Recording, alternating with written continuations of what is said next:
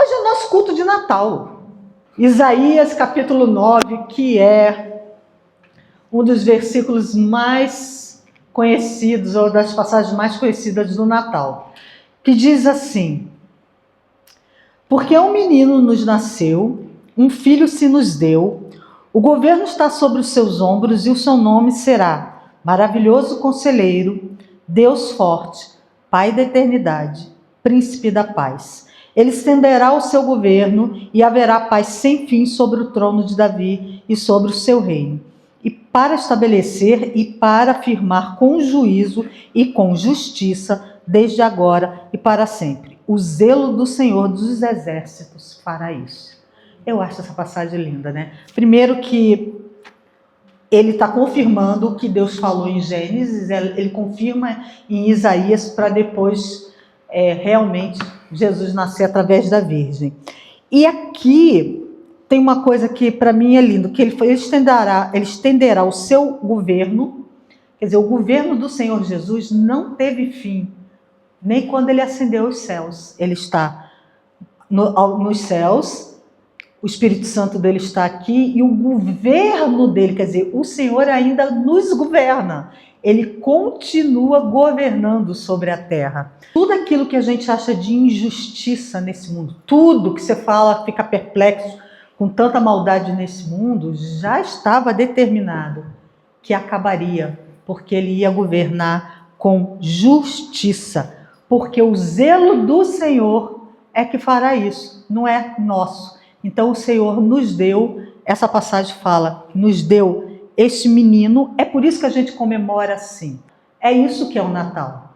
Se a gente tem comida, presente, roupa nova, não sei o quê, glória a Deus. Família está junto, glória a Deus. Mas se a gente não tiver nada da tradição humana, glória a Deus na mesma, porque é o nascimento do nosso Salvador que a gente comemora. Eu quero falar com você sobre esse nascimento que foi tão importante para a história da humanidade, que dividiu o calendário do mundo ocidental, que dividiu o mundo entre antes de Cristo e depois de Cristo, que moldou a nossa civilização, tudo a partir do nascimento de uma criança. Eu vou ler para você um texto selecionado do Evangelho de Lucas, capítulo 1. Eu presto atenção a você, preste atenção nos textos. Por quê? Porque eu não vou ler o texto inteiro de 26 a 38, eu vou pular alguns versos. Tá bom? E você vai entender por quê. Então acompanhe comigo, você que está aqui comigo, você que está nos vendo e ouvindo pela internet, Lucas capítulo 1, a partir do verso de número 26, que diz assim: no 6º mês, foi o anjo Gabriel enviado, da parte de Deus, para uma cidade da Galileia chamada Nazaré, a uma virgem desposada com certo homem da casa de Davi, cujo nome era José. A virgem chamava-se Maria. E entrando o anjo onde ela estava, disse: alegra-te, muito favorecida, o Senhor é contigo. Amém? Aí tem um diálogo de Maria com o anjo, aí ele passa para o verso 31, que diz assim: o anjo fala para Maria: eis que conceberás e darás à luz a um filho, a quem chamarás pelo nome de Jesus. Ele será grande e será chamado Filho do Altíssimo. Deus, o Senhor, lhe dará o trono de Davi, seu pai. E o verso 33, que é lindo, que fala: ele reinará para sempre, sobre a casa de Jacó, e seu reinado não terá fim. Aleluia! Aí Maria fala com o anjo, e verso 35 diz assim: respondeu-lhe o anjo: descerá sobre ti o Espírito Santo, e o poder do Altíssimo te envolverá com a sua sombra. Por isso, também o ente santo, que há de nascer, será chamado Filho de Deus. Porque para Deus não haverá impossível em todas as suas promessas. Amém? Então o verso 38 diz assim: então disse Maria: aqui está a serva do Senhor, que se cumpra em mim conforme a tua palavra. E o anjo se ausentou dela. Amém? Vire-se para a pessoa que está do seu lado e fale assim: porque para Deus não haverá impossíveis em todas as suas promessas. Amém? Vamos orar, meus irmãos. Meu Senhor e meu Deus, que momento maravilhoso foi esse na história da humanidade, quando o teu anjo foi enviado a essa virgem, a essa menina, para dizer para ela que sobre ela repousaria a responsabilidade de dar à luz ao Filho de Deus. E quão maravilhosa foi a resposta dela quando ela disse: eis aqui a serva do Senhor. Pai amado, que nós possamos ser assim, que nós possamos ter a tranquilidade e a segurança de dizer para ti: eis aqui o servo, eis aqui a serva do Senhor, que se cumpra em mim segundo a tua palavra e segundo a tua vontade. Pai amado, que o Senhor venha nos abençoar, ó Deus, nessa noite, nesse momento maravilhoso, em que nós comemoramos o nascimento do teu filho, nesse momento maravilhoso em que nós estamos ouvindo a tua palavra, ouvindo a tua voz através da pregação, que o Senhor possa se fazer presente no nosso meio, que o Senhor fale a cada coração e ao mesmo tempo impedindo que coisas diferentes venham a tirar a nossa intenção. Tudo isso eu te peço em nome de Jesus e que nós saímos daqui hoje abençoados em nome de Jesus. Amém, amém. Olha que coisa fantástica, o Filho de Deus, abrindo mão da sua glória, abrindo mão dos céus, ele toma a forma humana, ele abafa a sua realeza e o seu poder, para que houvesse condição dele viver entre nós, para que houvesse condição dele viver entre os homens. Porque ele, enquanto Deus, ele não poderia se manifestar com toda a sua glória no meio dos homens, porque isso mataria quem estivesse perto. Tamanha é a glória de Deus. Então o que ele faz? Ele abafa a sua glória e o seu poder. E talvez você se pergunte: por como assim abafar? Imagine o seguinte, meus irmãos, eu tenho esse exemplo desde antes da Rainha Elizabeth morrer, então eu vou usar ela ainda. Imagine que a Rainha Elizabeth ela decidisse sair incógnita do palácio, viajar para um país que não a conhecesse, pegar um ônibus, desembarcar na rodoviária, né, desse país, e nesse país viver como uma pessoa comum, arrumasse um emprego, fosse ser atendente de balcão, por exemplo, e estivesse ali no balcão. Uma pessoa comum, vivendo como uma pessoa comum, ninguém sabendo que ela era a Rainha Elizabeth. Aí a minha pergunta para você seria, para que você entenda esse abafar: o fato dela fazer isso faria com que ela deixasse de ser rainha? Não. Porque ela nasceu sendo rainha. Porque a natureza dela era ser rainha. Né? E usando esse exemplo simples e comum, eu digo para você que o Senhor Jesus abafou a sua glória. Como assim? Ele nasceu em forma de gente, nasceu como homem, mas ele jamais deixou de ser Deus, ele jamais deixou de ser rei. Por quê? Porque era a natureza dele. A natureza do Senhor Jesus era uma natureza real. Por isso eu digo para você que ele abafou a sua glória para poder viver entre nós, mas ele nunca deixou de ser rei, nunca deixou de ser Deus. Aquele que é chamado de verbo da vida em João 1,14, se fez carne para poder andar no meio de nós. Isso está aqui no slide. E o verso 14 diz assim: e o verbo se fez carne e habitou entre nós, e vimos a sua glória, como a glória do unigênito do Pai, cheio de graça e de verdade. Amados, a palavra verbo às vezes nos confunde. Como assim verbo? A questão é que verbo no grego é logos, que significa tanto palavra como razão como princípio. E o que significa isso? Significa que Deus, pela sua palavra, criou o mundo. Se Deus, pela sua palavra, criou o mundo, significa que Jesus, que era a palavra, que é identificado com a palavra, que era dono de poder e autoridade. Por isso que Deus fala, como é que está escrito em Gênesis? Haja luz. Haja.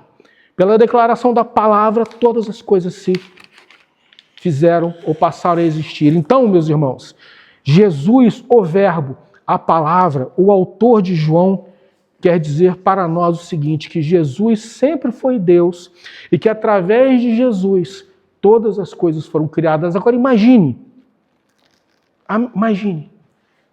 Jesus Cristo, Senhor, Deus, Todo-Poderoso, assim como Deus Pai e como Deus Espírito Santo. Agente da criação do mundo. Através dele e pela palavra de Deus Pai, dizendo, haja, o mundo foi criado e todas as coisas que você vê foram criadas. Ele decide viver no meio de nós. Entre nós. No meio do seu povo. Aí, junto com você que está nos vendo e ouvindo. Ele poderia estar sentado agora do teu lado à mesa, participando de uma refeição. Ele poderia estar sentado agora do nosso lado aí, entre a Rita e a Sandra, também com os braços cruzados assim, olhando para mim, né, e falando assim, olha, interessante o que ele está dizendo. Poderia estar aqui entre Ninil, né? Aleluia. Poderia estar sentado aqui, também olhando para mim, dizendo, olha, né?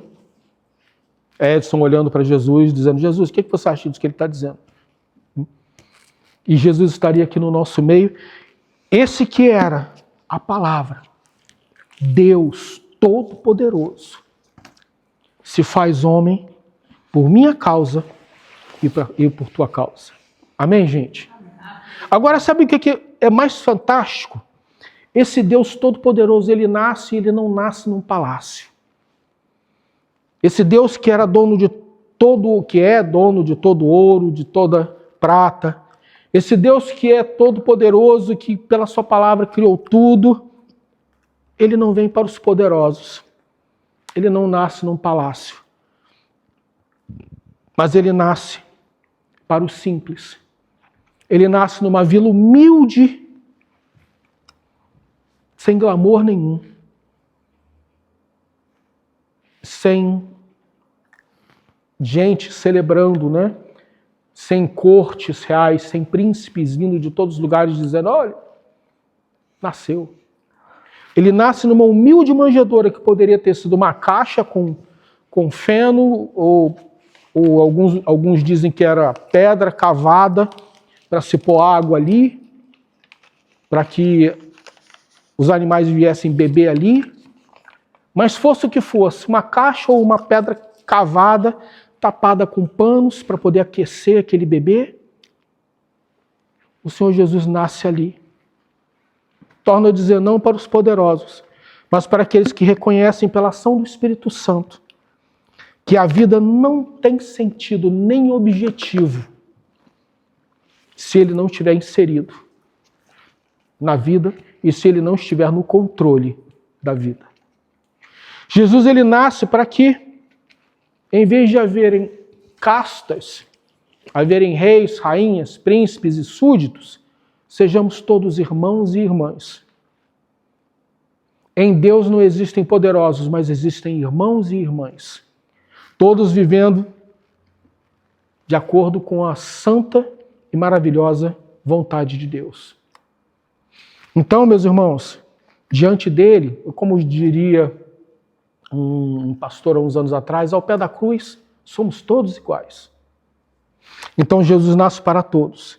Então nesse Natal eu quero compartilhar essa maravilha de Deus com você e com você. Essa maravilha de Deus que por vontade própria vem em forma humana, se tornando bebê e vivendo como um de nós. Agora imagina que diferença brutal. Imagine que diferença brutal.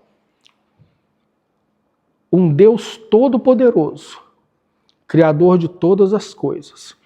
Agora ele é um bebê, frágil e indefeso, deitado numa manjedoura, seja lá o que fosse, como fosse, tivesse sido construída, totalmente dependente de seres humanos fracos, imperfeitos e pecadores como como José, seu pai terreno, e Maria. Não só isso, mas ele nasce sendo rei. Ele nasce dependente desses homens e nasce em uma família pobre. A Bíblia ela fala que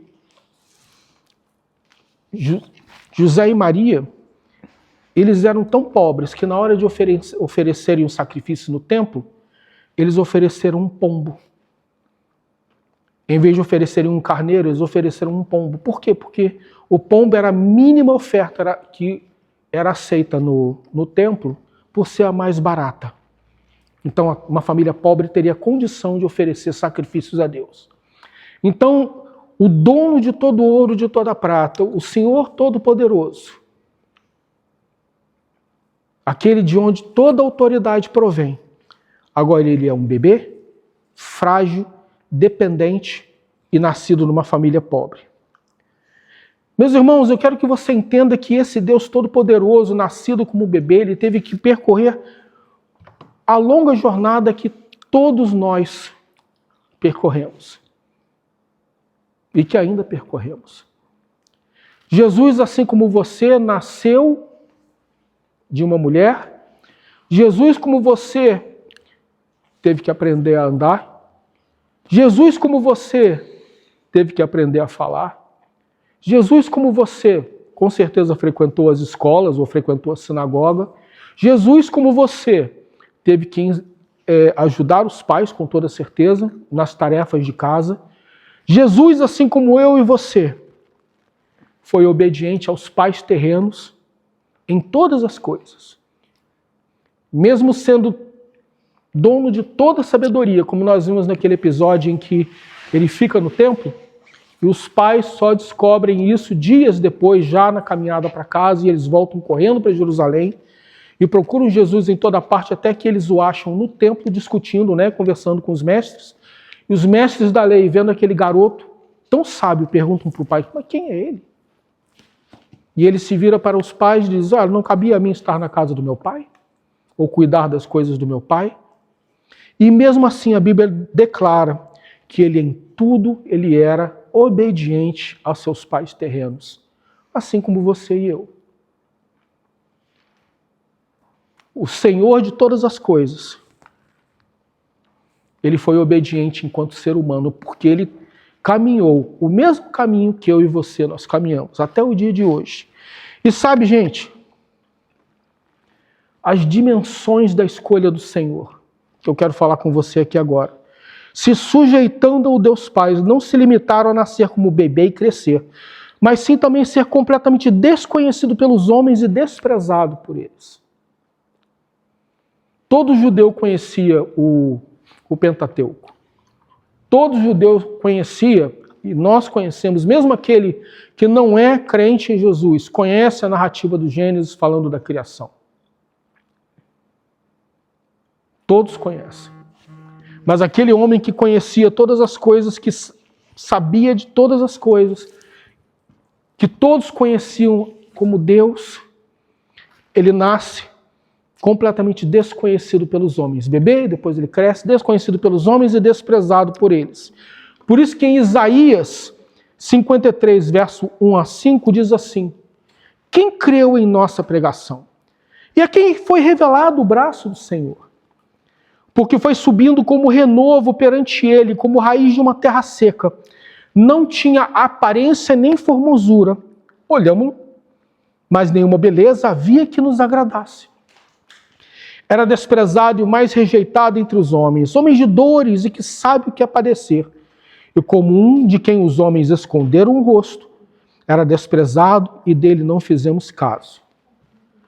Imaginem o Senhor Todo-Poderoso, ele nasceu como criança, ele nasceu como bebê, foi criança, cresceu, um homem normal. Quando a Bíblia fala que não tinha aparência nem formosura, quer dizer que ele não era particularmente bonito, ele era um homem completo e absolutamente normal. A ponto de as pessoas não o reconhecerem ou não reconhecerem nele o Deus de Israel, a quem eles diziam que adoravam e serviam.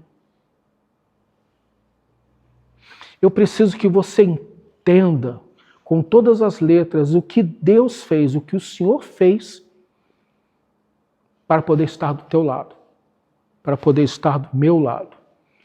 Desde aquele momento singelo lá em Belém, quando naquela manjedoura, não é, ele nasce,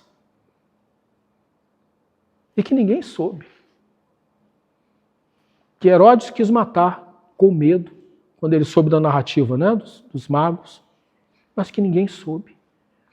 Que os pais tiveram que pegar ele e fugir para o Egito, no meio da noite. E depois de um tempo do Egito voltar. E aí, né, se estabelecerem em Nazaré, e daí que fala assim, ele é o Nazareno. Então, gente, aquilo que Deus fez por minha causa e por tua causa, aquilo a que Deus se predispôs a fazer por minha causa e por tua causa, desde o momento em que nós celebramos como um bebê, o nascimento dele, cumpriu a vontade do Pai. Eu ontem estava vendo uma pregação, alguém falando justamente sobre Maria e também sobre José, e como é lindo quando a gente pensa que Maria chegou para o anjo, aquela menina de talvez aí seus 14, 16 anos, e disse, aqui está a serva do Senhor, que se cumpre em mim conforme a sua palavra. Vocês já pararam para pensar que Maria foi única na história da humanidade? Nunca houve uma como ela e nunca houve depois como ela. E é interessante pensar que o marido de Isabel, que quando ele foi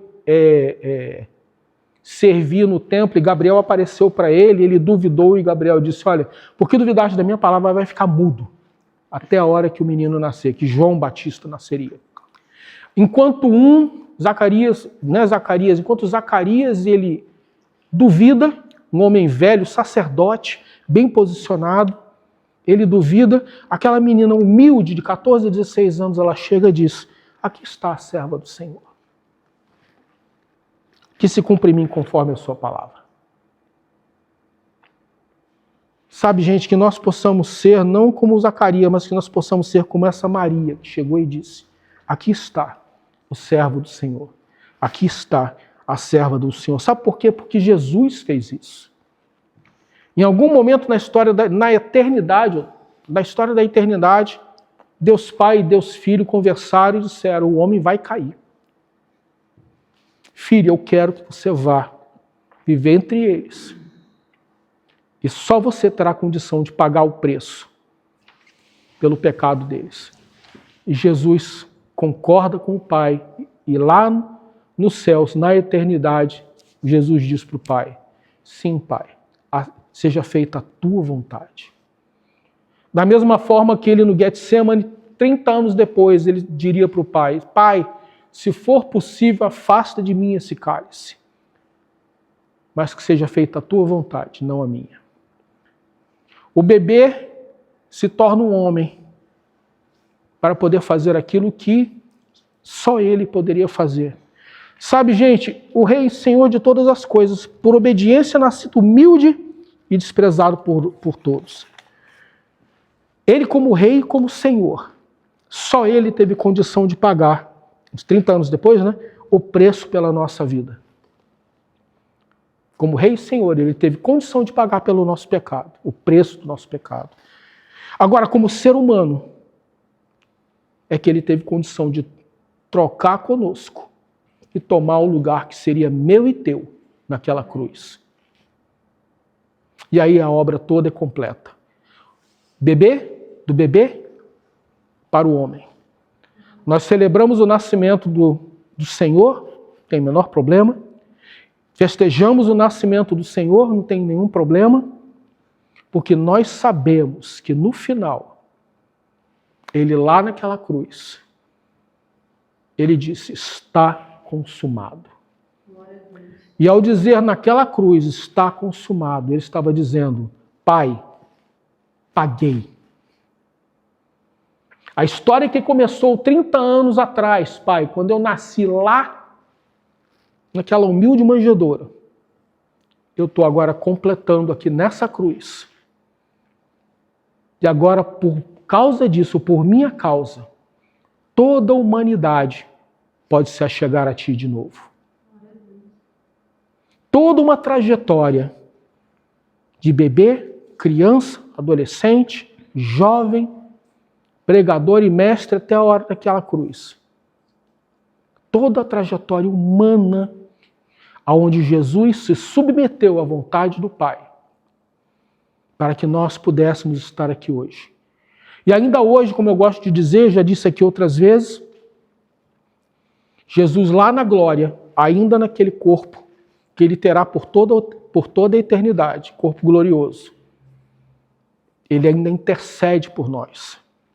Quando ele chega, Pai, Rogério pecou, teu filho Rogério, meu irmão Rogério pecou, perdoa ele, porque olha o que eu paguei. Olha aqui, meu Pai, o preço que eu paguei pela vida dele, então perdoa. E o Pai chega e diz, eu perdoo. Perdoo o Rogério, perdoo o Edson, perdoo o Ninil, Suzy, Sandra, Rita, Sama, Adriane, os que estão nos vendo e ouvindo pela internet, eu perdoo por causa do teu sacrifício. Porque você se dispôs, meu filho, a cumprir tudo aquilo que eu pedi. Desde o momento em que você nasceu como um bebê, até a hora que você chegou na cruz para cumprir tudo aquilo que eu havia pedido. Então, meus irmãos, quando nós celebramos o Natal, nós celebramos o nascimento do nosso Senhor, mas nós celebramos também o cumprimento das promessas de Cristo, ou da vinda do Cristo para o mundo. Nós celebramos também aquele que um dia iria morrer por nossa causa. Nós celebramos também todo o sacrifício que Deus fez para que eu e você hoje pudéssemos estar aqui. Para que você e eu hoje pudéssemos estar cheios do Espírito Santo. Para que, cheios do Espírito Santo, nós pudéssemos cumprir com a vontade dele de uma maneira que nenhuma outra pessoa antes conseguiu. Porque você tem o selo do Espírito em você. Amém? Amém. E, gente, o bebê Jesus, toda a trajetória que ele cumpre, se resume no mistério da grandiosa e maravilhosa salvação. Este é o mistério da grandiosa e maravilhosa salvação que Deus tem para nós. Nós nunca vamos entender tamanho amor. Nunca vamos entender tamanho amor que Deus teve por nós. Eu creio que nem na eternidade, quando nós estivermos vendo Deus face a face, Jesus face a face, eu creio que nem ali a gente vai conseguir compreender a dimensão do amor de Deus por nós. Por isso que eu quero terminar lendo para você João 3,16.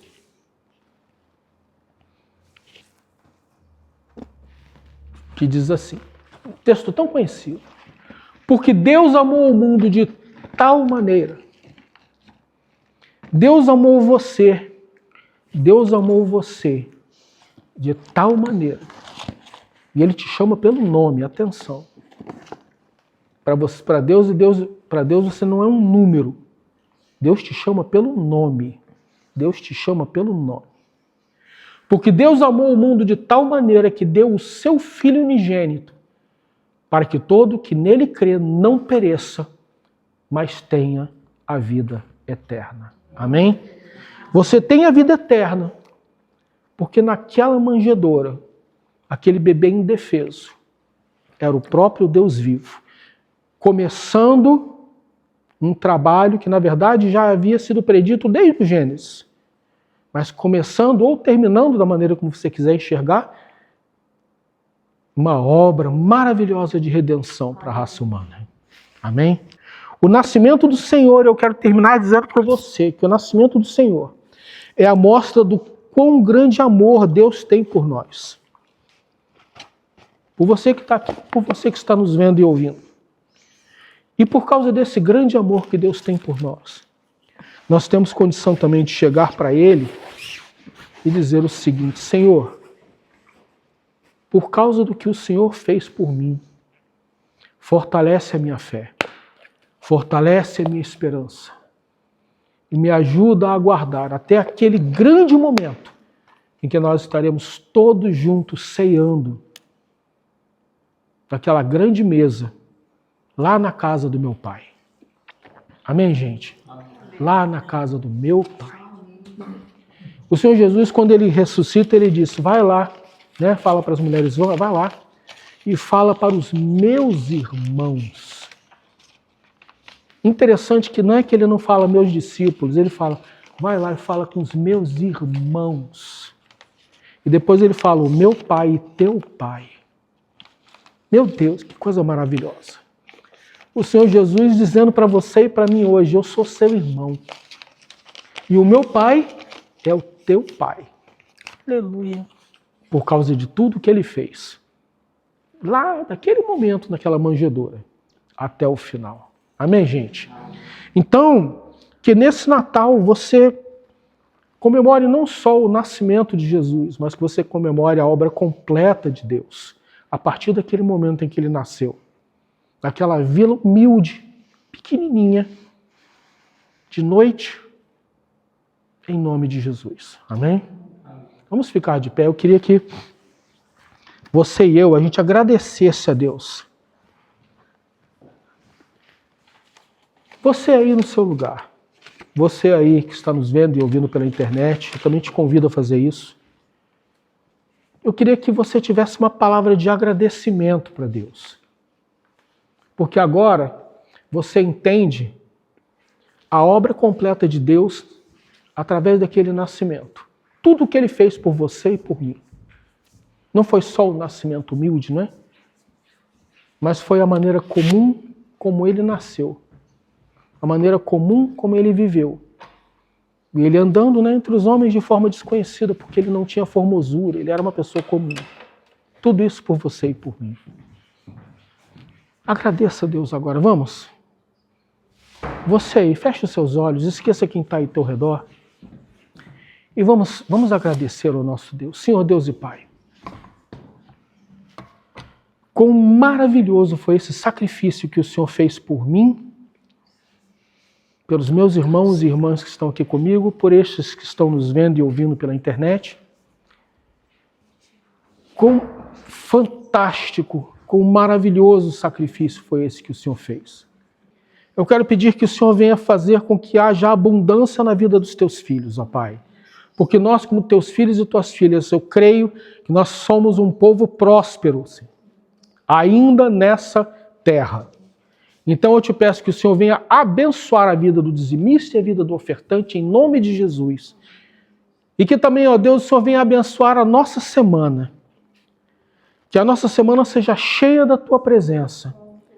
Que durante essa semana, ó Deus, nós possamos nos lembrar do Teu sacrifício por nós, a cada dia, dessa maravilhosa redenção, desse maravilhoso trabalho de redenção que o Senhor fez no nosso meio. Eu te peço isso em nome de Jesus. Amém e amém.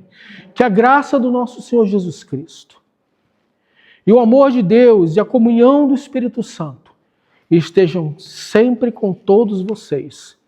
Em nome de Jesus. Amém e amém.